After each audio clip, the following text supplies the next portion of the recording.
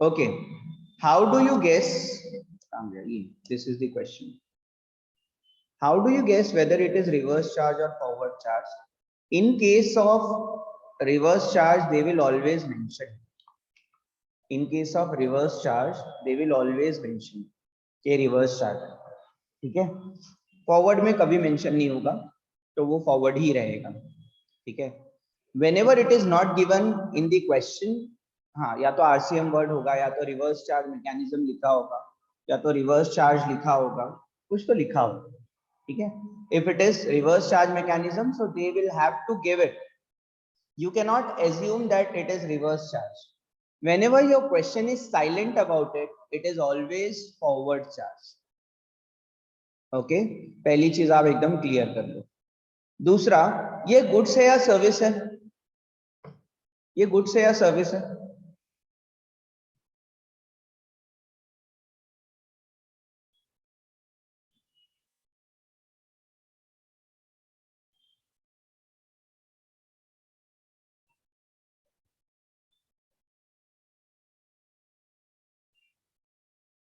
Goods. How do you recognize it is goods? Because nothing is given in the question like service. Service के case में word service use होगा, ठीक है? Service अगर होगा तो उसके केस में सर्विस वर्ड यूज होगा, बट गुड्स के केस में ऐसा नहीं होता. तो वेरी गुड धनलक्ष्मी, ठीक है? Okay, so it is goods and it is forward. Now what you have learned, time of supply क्या होता है? In case of goods forward charge, time of supply क्या होता है? It is earlier of the date of invoice और date of goods, ठीक है? Date of goods or date of removal or last date for issue of invoice, it is always same, ठीक है? They have always mentioned in the what you say, the definition which they have given, or the rule which is given for the time of supply, they have always mentioned last date for the invoice, ठीक है? Last date for the invoice or last date for the invoice has so many meaning, ठीक है? किस दिन invoice issue हो जाना चाहिए? जिस दिन आपने गुड्स रिमूव किया है उस दिन, या तो सेल किया है उस दिन, ठीक है? या तो गुड्स अवेलेबल करके दिया आपने उस दिन, ठीक है? तो ऐसी डेट्स को क्या बोलते हैं? Last date for issue of invoice, ठीक है? तो इट इज अज्यूम कि किस डेट पे वो इशू हो जाना चाहिए, ठीक है? नाउ पेमेंट डेट, हम लोग पेमेंट डेट कभी भी गुड्स फॉरवर्ड के केस में और देखते नहीं. पेमेंट जिस दिन बुक्स में एंट्री हुआ या क्रेडिट हुआ, ये दोनों आपको क्या करना है? इग्नोर करना, ठीक है? So first of all, what you have to remember, it is a forward charge and it is the case of goods, ठीक है? कहाँ पे लिखा हुआ है? नहीं लिखा हुआ है, इसीलिए वो गुड्स, ठीक है? अब आपको दो डेट्स में ही कंपैरिजन करना होता है, इनवॉइस डेट में और last date to issue invoice. Last date to issue invoice मतलब या तो वो डेट ऑफ रिमूवल होगा, या तो फिर वो date on which goods are made available to the recipient. उसी डेट को आप क्या बोलते हैं? Last date to issue invoice, ठीक है? इनवॉइस डेट तो अलग से दिया हुआ है, ठीक है? तो इन दोनों के बीच में आप क्या करेंगे? कंपैरिजन करेंगे. पेमेंट डेट यहाँ पे भी आप क्या करेंगे? इग्नोर करेंगे, ठीक है? ध्यान से, सिर्फ गुड्स फॉरवर्ड के केस में आपको पेमेंट डेट इग्नोर करना है. Okay, tell me in the first case, what is the time of supply? In this case, serial number 1, what is the time of supply? Compare करो दोनों date को. Which one is the earlier? 11. 11. So 11 is the time of supply in the first case. Now tell me in the second case. 15. 15. Easy. Once you understand the concept, it becomes easy. In the third case, 26. 26. In the fourth case, 26. again it is 20. अच्छा 26 तो यहाँ पर है September. And in the fifth case, 24. and last one is your 20. 20. ठीक है? Now you can see the answer also. Okay, are you able to see it? इस page पे देखो, this is the answer. First वाला आपने 11 बोला था, दूसरा 15 बोला है, Yes, sir. तीसरा 26 है, चौथा भी 26 बोला, देन 24 है और लास्ट वाला 20 है। ठीक है, सो time of supply is the earlier of this date of invoice and date of last date to issue invoice. Last date to issue invoice can be either, in case of mobile goods it will be date of removal, okay, and in case of immovable goods it will be date on which goods are made available. ठीक है, so ये चीज आप लोग ध्यान रखना. Okay, so this becomes easy. These two dates are of no use. यहाँ पे ऊपर भी थोड़ा गलत लिखा हुआ है. It says earlier of A, B, C. It is earlier of B and C only. ठीक है? It is earlier of B and C only. And you can see it is clearly written over here. Time of supply of goods is the earlier of the following: date of removal or goods made available or date of invoice. ठीक है? तो ये दोनों जो है ये आपका ये वाला पार्ट है और ये जो है आपका ये पार्ट. ठीक है, तो दोनों में से जो भी अर्ली था वो आपका टाइम ऑफ सप्लाई था. If you want to click the picture photo तो आप अपना आंसर का फोटो ले सकते हैं यहाँ से. ठीक है, this is the answer only. खाली इसमें एक करेक्शन है, यहाँ पे अर्लियर ऑफ बी एंड सी लिखना है आपको. That's it. इस टेबल के ऊपर टाइम ऑफ सप्लाई में जब नीचे लिखोगे तो अर्लियर ऑफ बी एंड सी लिखोगे. That's it.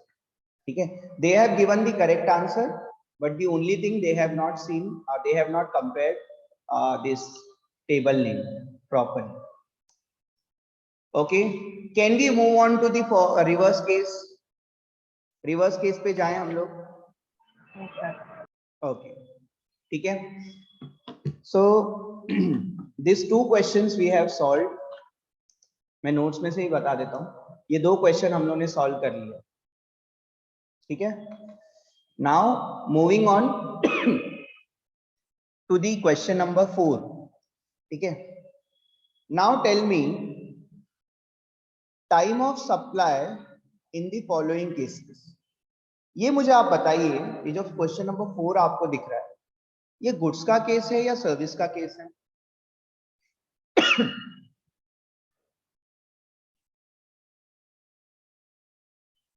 बोलो. सर्विस है बेटा. कहाँ लिखा है सर्विस है? Goods. गुड्स है. Good. मैंने आपको क्लियरली बोला if it is service they will write service. ठीक है, okay. Now the second one, whether it is reverse और फॉरवर्ड. Forward. फॉरवर्ड करेक्ट है. They will always give reverse. If it is reverse they will give, if it is forward they will never give. ठीक है, तो it is always forward. और आप देख सकते हैं ये date of removal. Date of removal service की हो सकती है क्या? Can you remove service? बताओ मुझे. Can you remove service? आपने कभी सुना है I will remove my service? Yeah. है ना. सो रिमूव कभी भी क्या होते हैं? गुड्स होते हैं. ठीक है, ऐसे भी आप मान के चल सकते हैं. ठीक है, मेरे माइक तो नीचे रखा हुआ था. Okay, I hope the voice is clear. So since it is date of removal, and ध्यान से एक बार क्वेश्चन आया था and most of the students solve the question with approval. ठीक है, removal is different. Removal is the term which is used for goods. ठीक है, anyway service is not mentioned here. अगर ये सर्विस होता तो सर्विस मेंशन होता है यहाँ. ठीक है, ओके. दिस इज गुड्स और this is the case of forward. ये भी समझना है. नाउ कंपैरिजन किसमें होगा? जल्दी बोलो. कंपैरिजन किसमें होगा?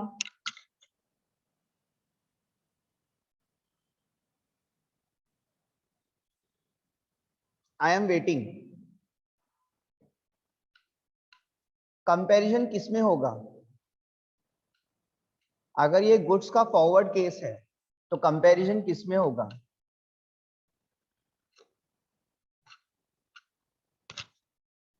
I am not able to hear anything. बोलो बेटा, we are not going forward. अगर आपने बोला नहीं तो, because this question is already solved. तो अगर आपको अभी भी नहीं समझ में आ रहा है तो it is going to be very difficult for you. to understand only.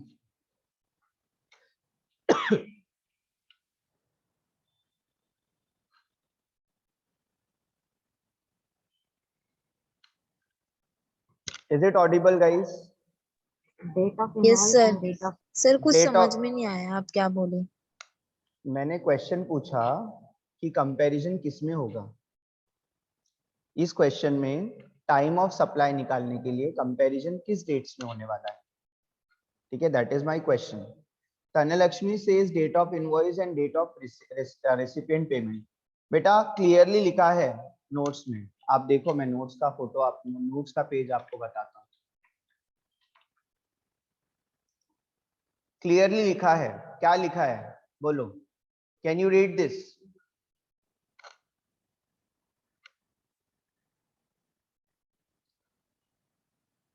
date of removal and date of yes, date of removal and date of invoice में कंपैरिजन. invoice. पेमेंट डेट कभी भी गुड्स फॉरवर्ड के case में use नहीं होती. ठीक है, okay. And यही हम लोग कब से कर रहे हैं. Okay, now tell me, in the first case what will be the time of supply. 15. 15 है. ओके, बट नीचे answer, I think answer is wrong. 15 ही दिख रहा है. 15, 11 और 20th 11 में से 15 ही अर्लियर होना चाहिए. ठीक है. In the second case might be they have followed the previous rule, but now we are not going to see the payment date. ठीक है, पहले हम लोग पेमेंट डेट्स भी लेते थे, बट नाउ हम लोग पेमेंट डेट्स नहीं लेते हैं. बट इन एनी केस ये जो नीचे का आंसर है वो आप प्रिफर नहीं करना. ठीक है. इन फर्स्ट केस आपका 15th 11 होगा, दूसरे केस में 20th 11 होगा. ठीक है. थर्ड केस में आपका 25 12 में से और 20th February 2020 में से 25th 12 आपका आंसर आना चाहिए. ठीक है. एंड थर्ड केस में 6th 11 में से और 30th 8 में से. अर्ली कौन सा है? 2019 ऑब्वियसली आपका अर्ली होगा, तो 6 11 आपका आंसर आना चाहिए. ठीक है. तो नीचे जितने भी आंसर दिए हैं वो आप फॉलो नहीं करने वाले. ठीक है. तो नीचे के आंसर्स आप नहीं देखेंगे, आप अपना दिमाग लगाएंगे. ठीक है. और हो सकता है कि अब तक के आप लोग नीचे के आंसर्स देख रहे थे, इस वजह से आपको समझ ही नहीं आ रहा था. ठीक है. So you have to be very careful. Clear है ये चीज? नीचे के आंसर्स आपको नहीं देखना है. ये दोनों कॉलम में आप कंपेयर करेंगे और दोनों में से जो भी अर्ली होगा वो आपका टाइम ऑफ सप्लाई हो जाएगा. ठीक है. ये यहाँ पे भी होगा ये क्वेश्चन नंबर 4 है ना.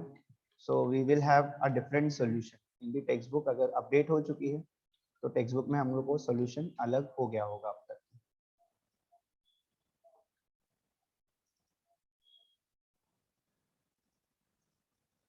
इलस्ट्रेशन से क्वेश्चन थे ये. हाँ, एंड से.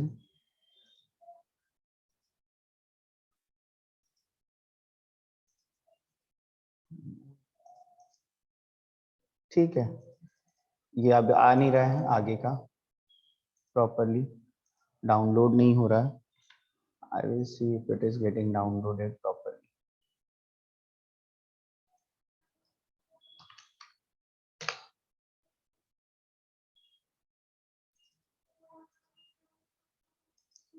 This is payment of GST.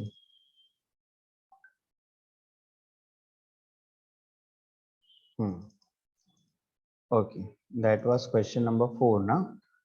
तो ये वाला क्वेश्चन है.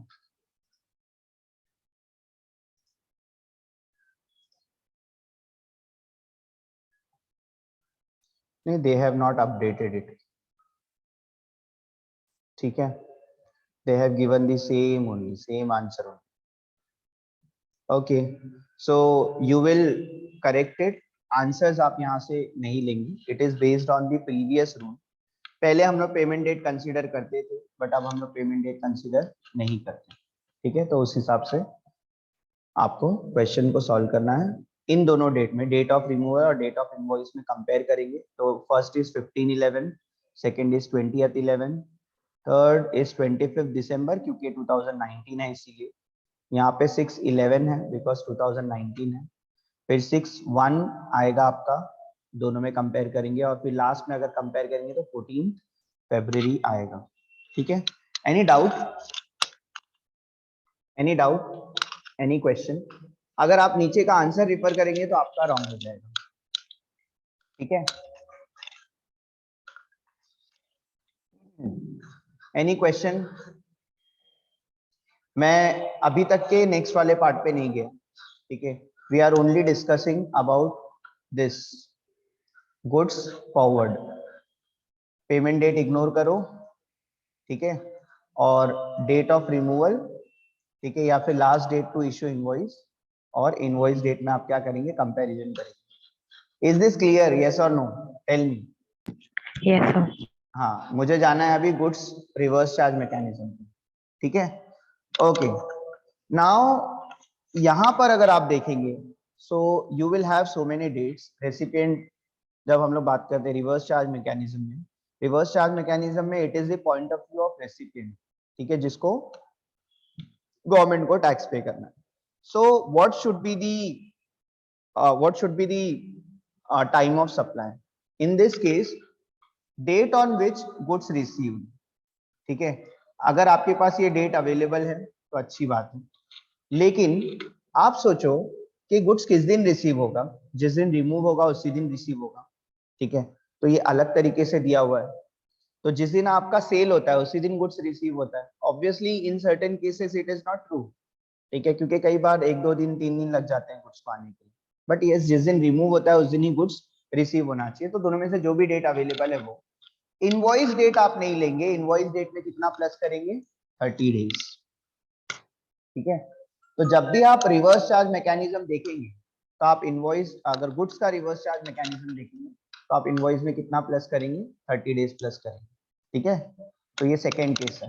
गुड्स के फॉरवर्ड में कुछ नहीं करना था, सीधी सी बात थी। गुड्स के रिवर्स में आपको क्या करना है, इनवॉइस में 30 डेज प्लस करना है। क्लियर है?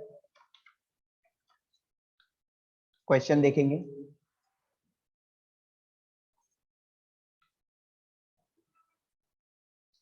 क्वेश्चन नंबर 21 देखना। ठीक है,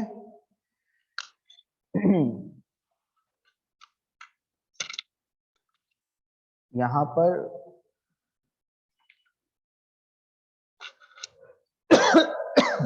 दो मिनट, क्वेश्चन नंबर 21 ही है ना, यहां पर भी होगा।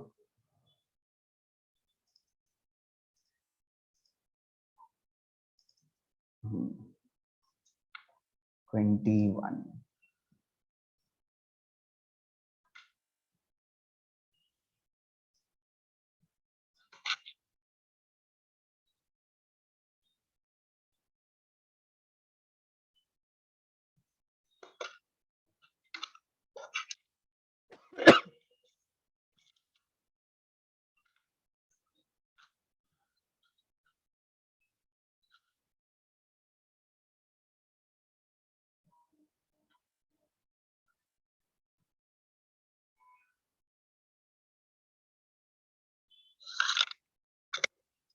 Okay,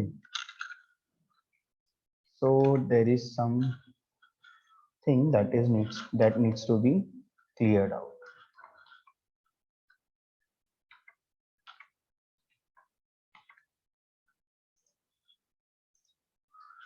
Okay, now look at this question, question number 21, and यहाँ पर एक चीज है जो कि इस पर्टिकुलर चीज इस नोट्स में मिसिंग है, वो मैं ऐड कर दूंगा। ठीक है, date of goods receive, invoice date plus 30, और यहाँ पे पेमेंट डेट जो है वो हम लोग कंसीडर करते हैं, सिर्फ यहाँ पर कंसीडर नहीं करते, बस सिर्फ फॉरवर्ड केस में हम लोग गुड्स के पेमेंट डेट को इग्नोर करते हैं, बाकी हर कहीं पे भी इग्नोर नहीं करते, वो चीज आपको याद रखना है। ठीक है, यहाँ पर एक एडिटिंग करके मैं आपको वापस से भेज दूंगा ये चीज। यहाँ पे गुड्स रिसीव्ड, इनवॉइस डेट में से प्लस 30 करना है, और पेमेंट डेट जो भी आपका अर्ली होगा, या तो आप कोई भी डेट्स जो भी आपके कॉलम में दिए हैं इस सब में से आपको अर्ली लेना है, सिर्फ इनवॉइस में क्या करना है, प्लस 30 कर देना है। इनवॉइस डेट में आपको प्लस 30 कर देना है, यही आपको याद है।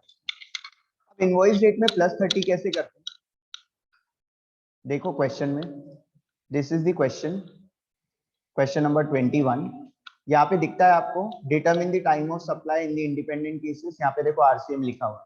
तो जब भी आरसीएम लिखा होगा तो आप समझ जाएंगे कि ये क्या है, रिवर्स चार्ज मैकेनिज्म। करेक्ट है। Now I will take this format,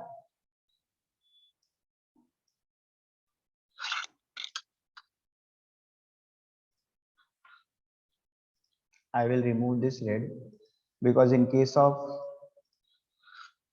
reverse charge mechanism, you are not going to ignore anything. Okay. In case of goods under reverse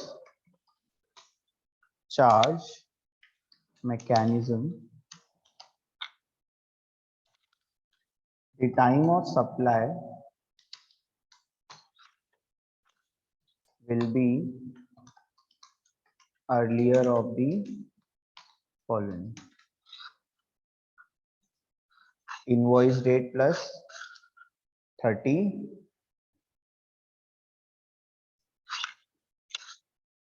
date of goods, और यहाँ पे हम लोग पेमेंट डेट कंसीडर करने वाले हैं, तो डेट ऑफ पेमेंट। ठीक है। ओके, सो क्या क्या क्वेश्चन में दिया हुआ है वो एक बार देख लेते हैं, और उसके हिसाब से टेबल क्वेश्चन देख के ही कंस्ट्रक्ट करना है आपको। डेट ऑफ इनवॉइस है, सो यहाँ पर आप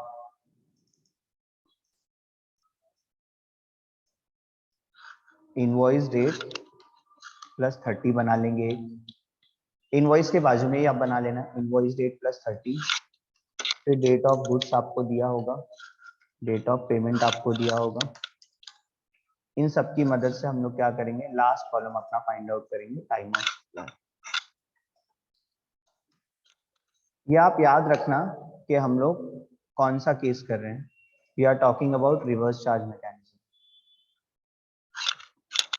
अगर ये गुड्स होता तो सिंपल ये दोनों कॉलम में कंपैरिजन होता। ठीक है, क्योंकि ये गुड्स का क्या है, रिवर्स चार्ज मैकेनिज्म, तो कंपैरिजन इनवॉइस में 30 डेज प्लस करके करेंगे। ठीक है। Now what invoice date is, हर केस की इनवॉइस डेट मैं लिख देता हूं।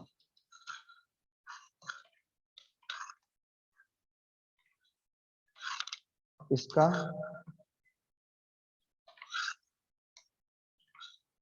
देन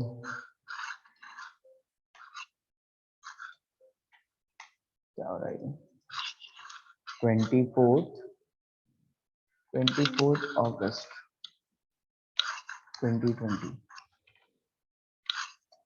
6 May 2020,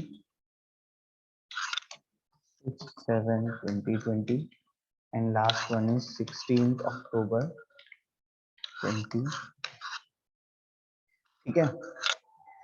एक बात बताओ, अगर आप 20 दिसंबर में अगर प्लस करेंगे 30 डेज तो कहां पे चला जाएगा, ये क्या डेट मिलेगी आपको?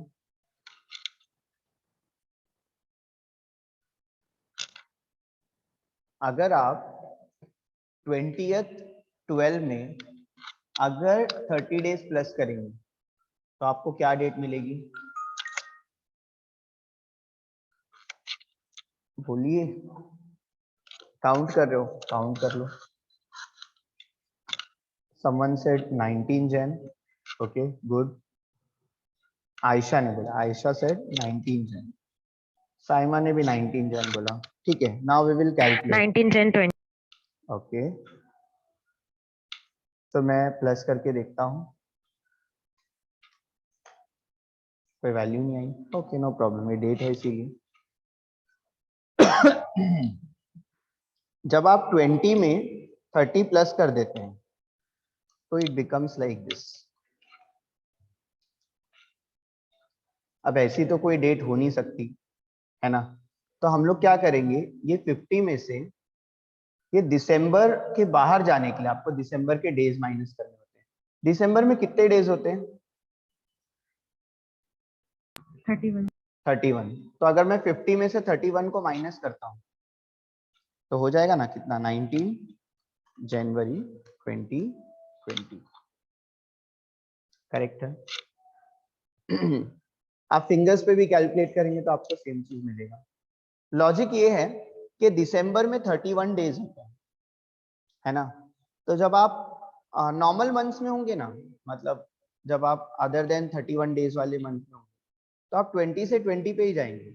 लेकिन अगर दिसंबर में मतलब जो मंथ है आपका वो 31 है तो आप एक दिन पीछे आ जाएंगे, नेक्स्ट मंथ के एक दिन पहले ही कंप्लीट कर लेंगे आप। तो कॉमन सेंस है कि अगर आप 20 दिसंबर में 30 प्लस करेंगे 30 डेज, तो आपने एक मंथ प्लस नहीं किया है, आपने 30 डेज प्लस किया। ठीक है, तो 30 डेज प्लस करने के टाइम पे कभी कभी क्या होता है, हम लोग एक दिन पहले भी आ जाते हैं। ठीक है, नाउ डिफिकल्ट इज फॉर 14 फरवरी। बताओ 14 फरवरी में अगर 30 प्लस करेंगे तो कितना आएगा? 16। 16। चलो मैं आपको कैलकुलेट करके बताता हूँ कि मैं कैसे कैलकुलेट करता हूँ। अरे अटेंडेंस तो हुआ नहीं और टाइम भी हो गया।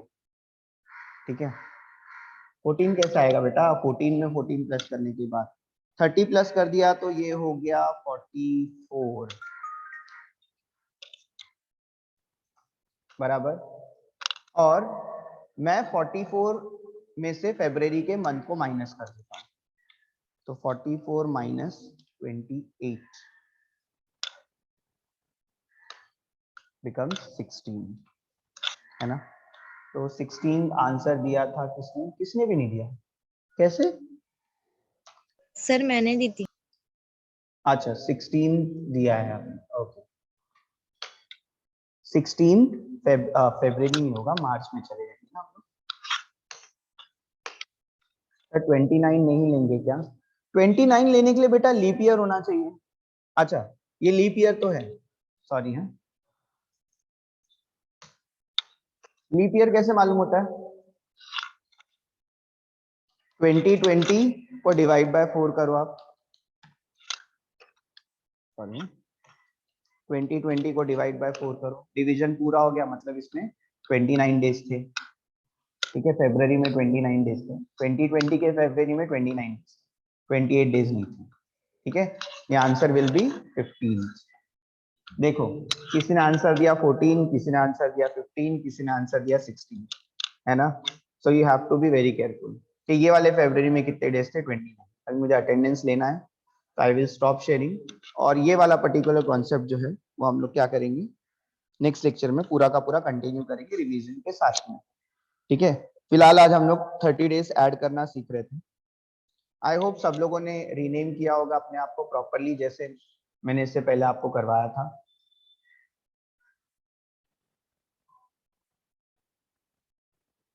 Okay, so I can see everybody have rename. Sania ने प्रॉपरली नहीं किया है तो I will do it 40 at the beginning 040। And last में शिरीन ने प्रॉपरली नहीं किया है, it should be 131 at the start.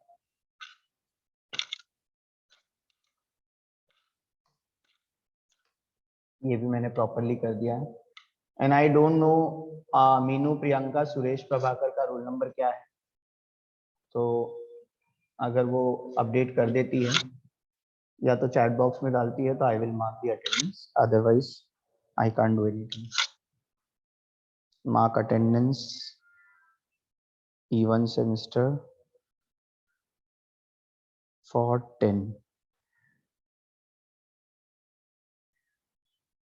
10 o'clock का लेक्चर है ना, so why is it not there?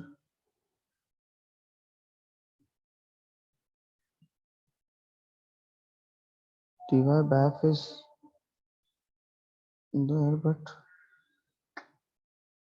guys it is my lecture only, no, so I am not able to see. Okay, 10:50 or 8, sorry, so I will have to take it manually now. So wait, हाँ मैं attendance copy कर लेता हूँ word.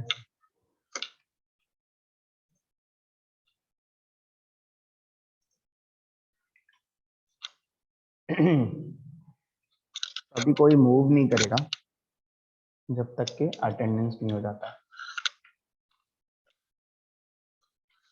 मैंने 119 तक के मैंने ले लिया था ना, 119 के नीचे 119 के नीचे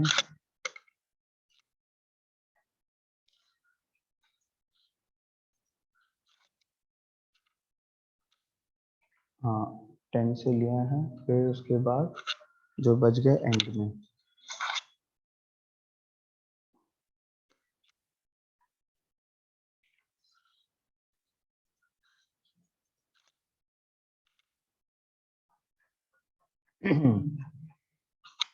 okay, so now we can end the meeting. मैंने सारे स्क्रीनशॉट्स ले लिए। दूसरे वाले में 165 है, इसमें तो है 141 145 148 165।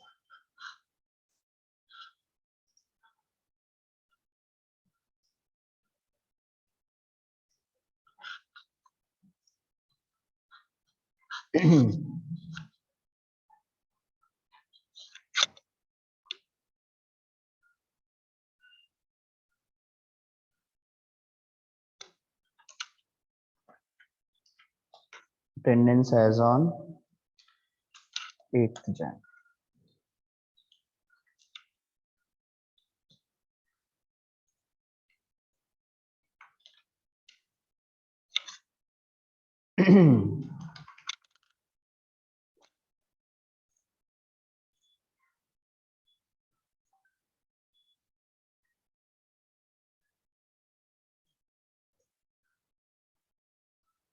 Attendance. Okay, so I put the attendance in the group also. Okay, what is there in the chat box? I will see. Sir, video lecture group में send कीजिए। हाँ बेटा, upload करूँगा once तो I will send it. No issues.